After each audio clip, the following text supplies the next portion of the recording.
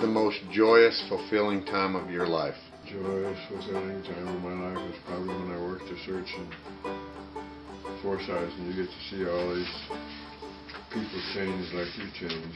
What lifelong lessons did you learn from that work in that search? People do change. I think we even had a Lutheran minister or Methodist minister at the one I worked. He was just out of it because of what he saw happening. Well, you saw it too. You have never made a search, so have you? Corseal. No, I have not. About any sad or tragic or difficult times you'd share with us? Oh, it's hard to say there, except when your folks pass on. That's a difficult time. How'd you deal with that? Well, so far as I can see, we didn't have any problem really, but it's still a difficult time. We just went and worked hard. What are you the most proud of? My family, where they grew up and where they're making it in this world today. Do you think it's easier or harder to make it in the world today? It has to be harder because unemployment's very high. What was your greatest accomplishment so far? Raising 8 kids. So what got you out of bed each morning when you were 20? What got me out of bed when I was 20? 13 cows yet. How about 30? About what? How about age 30? What got you out of bed? Oh, kids. How about 40?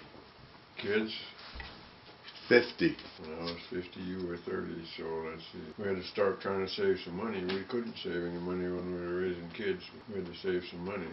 What gets you out of bed today? My wife, she's not here. No.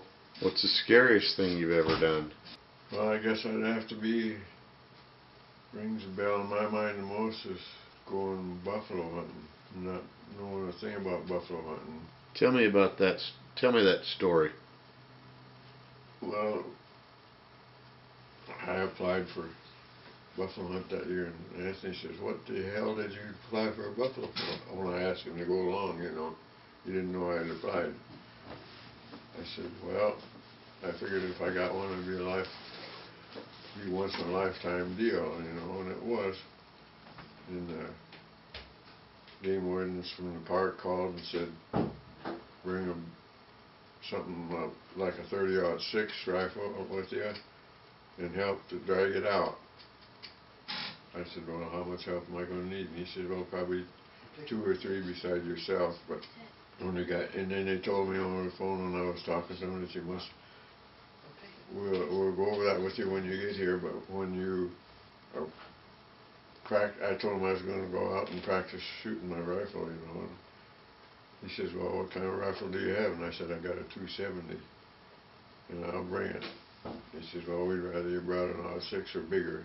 And I says, "Oh, I can borrow a 06, I'm sure," because I knew Paul had a couple of them, But I went out and target shot with my 270. He says, "Hell no, I'm not going to take my 206, I'm going to take my 270.